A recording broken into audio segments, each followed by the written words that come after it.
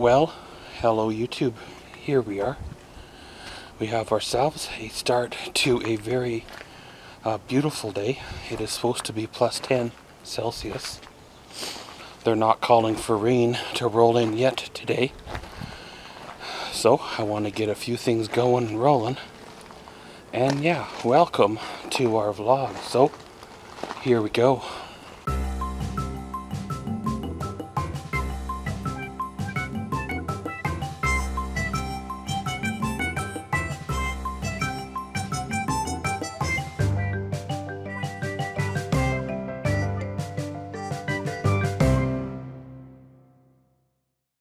Well, I was up late last night doing, if you want to call it route calculations or trip planning, trying to decide which way is the best way to take. I know I have to go through Edmonton, Alberta after my appointment to get to where I'm going, so really there's only one way to get there. However, there is like 3 ways to come home from there. And they all essentially meet up on the same road eventually. However, all 3 ways take a different route to get to the so-called main road. Different sites, different towns the roads go through, probably different speed zones, different wildlife conditions, different hills, terrain, all that good stuff that you have to take in account for. And then, of course, if there's a wind or, fuel consumption, is there gas stations along that road? Now, I know the truck is pretty good on fuel. However, this will be really the first time it's ever really pulled a trailer for any distance, It's pulled the Jayco across town once. And I don't believe I've ever had the garbage trailer or the marathon trailer behind it at all. As you see, this is where it was parked last fall, and this truck wasn't even around in last fall. And last time I towed it was with the Silverado, and it hasn't been out of this corner yet this spring. Where the canyon, of course, came into the picture in November.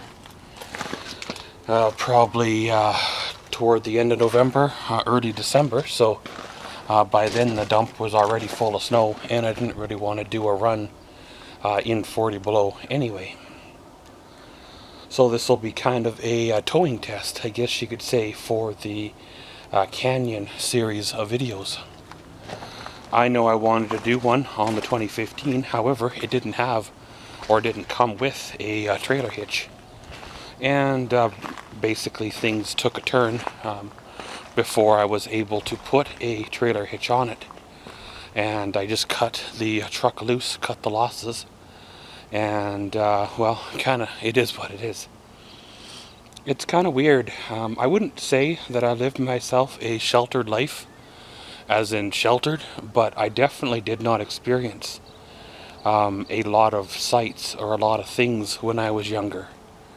However, at the same time, I have experienced a lot of things and seen a lot of things that a lot of young kids or adults would not have seen, or normally would not have seen, or should not have seen as well. So it's kind of a trade-off, I guess you could say, either way you look at it, right? I lived my life mainly around Lloydminster here, which basically is right on the border of Alberta and Saskatchewan.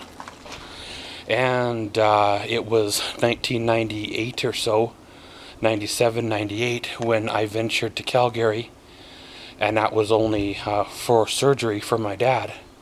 And even then, I only ventured as far as the hospital grounds, and there was a side store, like a little convenience area across the street from the hospital, and that's as far as I went. When I was a kid, about 12 years old, I went with my auntie and uncle to Calgary area, Calgary Zoo, Drumheller. I think there's a place called Callaway Park, I think is somewhere around Calgary as well. Kind of did a little bit of a loop in one of their motorhomes, but as far as traveling and trips, really it's been, Saskatoon, Edmonton, and, Calgary for the hospital, right? In whatever it would have been there at 2007 or 2008, I did make a trip down to Yorkton with a car carrier to go bring back a car that I purchased on a bidding website. That was an experience in itself, because I had never been down to Yorkton, nor had I ever driven that far before, truth be told. So here I am with a big V8 Titan pulling a car carrier, which I'd never done before, in the middle of nowhere, which I had no idea where I was going except for some vague road signs, and I forget exactly how long it took. It was like 12, 14 hours. I remember driving all the way through the night and coming on back and being totally wrecked by the time I got here. And I guess, well, it is what it is. It's weird how we choose to live our lives. Some people live it to the fullest or beyond the fullest, and other people choose to live it safe and not experience things, whether they're too afraid to step out of their comfort zone, or they're or they have other commitments here that anchored them down, not anchored them down, but kept them close to home. Once those anchor points are gone, once members of the family have left, then there's really nothing holding you here, right? And if you choose to move, then what do? Put the house for sale and go for it, At one time, I had considered to move to another city, another town, and start all over again. But, that still might come to reality, especially if the job market and the way things are in Alberta right now, there's jobs in other cities that a guy can have, and one of the other alternatives is to rent this place out and go up there. However, you'll be paying out your money or some of your money to rent a place when you have a perfectly good home here that you could live in, but without a job, right? So of course, life is short when you think about it. Why not get out and experience things, or enjoy things that you wouldn't normally do, or so-called do. Try to step out of your comfort zone, try to get some new experiences around your belt, because before you know, another 20 years has gone by, and the next thing you know, you're looking for a retirement home. It's kind of weird to think, a lot of people, by the time they're 25 or 30, they've already traveled or been on an airplane, or been out of the country, like some family vacation, or sometimes their family even are lucky to have a house in the States somewhere, and they go down there for vacations or getaways. And we never had any of that. Our family was a simple family, camper or an RV or an old rusty truck, or mom and dad rented for the better part of my life. They did own a new home. However, of course, in the 80s things got tough, and life kind of changed in the 80s, and the house had to be sold. Had I been a little bit older, I probably could have got me a job, a part-time job, and helped out with the mortgage, as well as took care of Dad and things around the house like I did. But when you're too young to work, you can't really do much, can you? But pretty much, guys, like I said, one time you're in kindergarten with crayons, next time you blink you're in grade 6, and then next time you blink you're working in fast food, and then before you know it, you got your own house, your own family, your own life, and then you blink again, and then things change, and you find yourself starting to rebuild from scratch again, except you got the house and the truck this time, right? But pretty much, guys, of course, we'll see how the day goes, kind of play it by ear, around we roll. I gotta go out, pay some few bills. I want to make a stop to check on a couple of things. I found something on the classified ads, and I want to see if this guy's price for a nearly new item is close to brand new. Because really, if it's close to brand new, there's no point in buying used unless he'll come down in his price. And we'll see what happens for the rest of the day. Well, a little bit of an update. It's been a few hours, but hey, that's what happens. Well, of course, went out this morning, did me some running around, came on back, and ended up crashing for a few hours. Just wasn't feeling up to par, I suppose. Needed to recuperate from the morning. Well, of course, went to the bank to get out money to, do what needs to be done. And I don't know, it's like pulling teeth to withdraw money out of a bank nowadays. I asked for a certain sum of cash, and it's almost like I asked them to empty out their vault in the back of my truck. Or, give me all their flat screen TVs or something. I probably would have been better off to have asked to dig through people's purses over asking for my own money out of my own account. I have no idea what the problem is or resistance is when I go to take my own money out of my own account in their bank. Which kind of leads me to believe that they don't want you taking your own money out of your own account in a bank. They'd rather you leave it in there because, if you understand how banks work, when somebody borrows money for a mortgage or a loan, the bank doesn't use their own money, they use yours. So by me leaving my money in there for the last few months like I did, I allowed them to use my money to loan people car loans and house loans, and didn't cost them a dime. All they made was interest, and I didn't make nothing.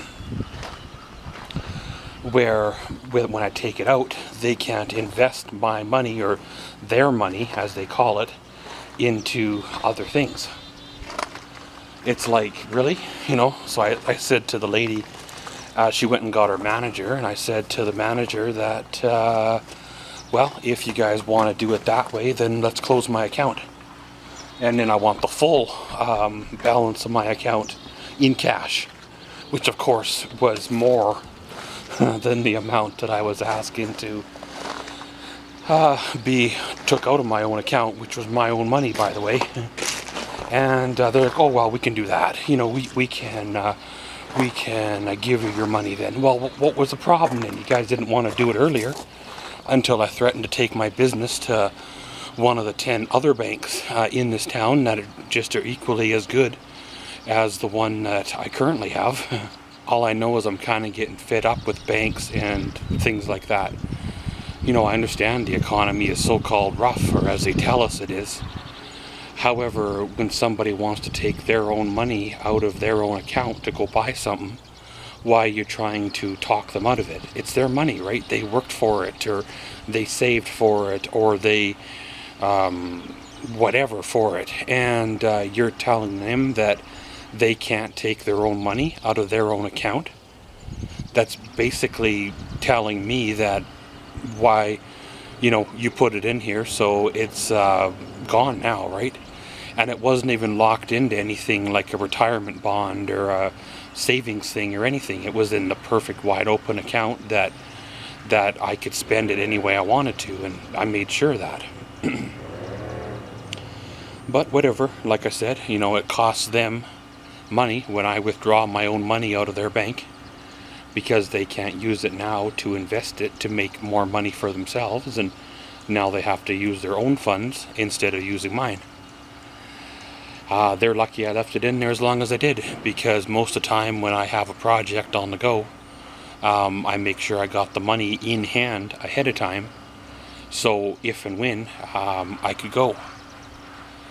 Well, this morning I had one of those sleepless nights or sleepless mornings, and 3:30 this morning I got this itch hey, why don't I hop in the truck and drive the 5.5 hours and go pick up my trailer this morning, and then turn around and come on back. And I thought about it for a bit, and I went, okay, do I have the money? Okay, check, because we're good there. Can I get fuel this time of morning? Yeah, check. Anything else I really need? And I'm like, not really. I got the truck, I've got my road bag, I've got the address where I'm going, all that good stuff. So really there was nothing stopping me from going out at like 3:30, 4 o'clock in the morning, except for the fact that, well, why would I drive that far and then 48 hours or 24 hours later turn around and do it again?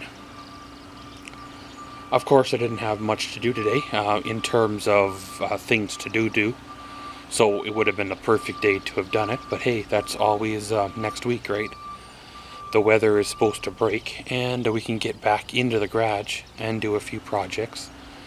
After that, I will know the direction of the doctor, what he wants to do. Is there physio? Is there not? Is there am I going to be tied up for the so-called 6 weeks of recovery like they were saying? Or is he going to give me my lollipop and turn me loose? Hopefully there is a little bit of physio, but I guess time will tell, and we'll take it by ear. Well, just finished filming the Princess Auto Flyer video. I'm going to edit it up probably later on today and get her uploaded for the YouTubes. I've been kind of having a little bit of a relaxing watching PVR shows or Netflix kind of day, taking breaks in between and doing other things, and before you know it, the day will be over. It's hard to believe that how quickly time passes, right? So of course next week will be interesting to see how the new project unfolds. We get it back here. I'm going to probably do what I normally do. If it sells, then it does. If it doesn't, well then hey, I've got me what I want to do. If it sells, well then we'll put another deposit down on another one. I'll do some changes or some more custom touches to it. And in another month or so, we'll make another road trip to pick it up. It's kind of one of them things that if you have a chance to make money, then why deny yourself the chance to make a couple extra grand, right?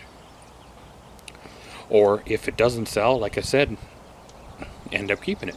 No real biggie either way. It all works out the same. It's just a matter of wait time, a road trip or two, and things all shake out in the end. So of course we'll play it by ear, see how things work on out, and around we roll. So gonna go back inside, watch a few shows, and then we'll probably see y'all this evening. Here we are, a little bit of an evening update. Well, the afternoon went okay, a little bit of relaxation, a little bit of rest, and well, here we are now. Well, of course, you know how you're browsing the old classified ads, and you see some things for sale that are very attractive, very interesting. A couple of things are on your list to buy. However, you have to evaluate the need to buy said items, or item, or whatever, and it'd be nice to have. However, can I resell it, being one? Can I use it, being two? If that's the case, what's it worth to me? One of the items was a generator, which probably would come in handy. It was one of the quiet run models that was, quiet, so it would be good for camping or working in the yard, stuff like that. But unfortunately, it's a smaller model and doesn't support 240 volt to run any of the larger tools, so it makes it kinda useless. And another item was an old rotten tandem axle trailer. Now, I may still end up buying that one. I haven't fully made up my mind on it yet. the price is very, very, very reasonable, as in, just a handful of, dollars reasonable.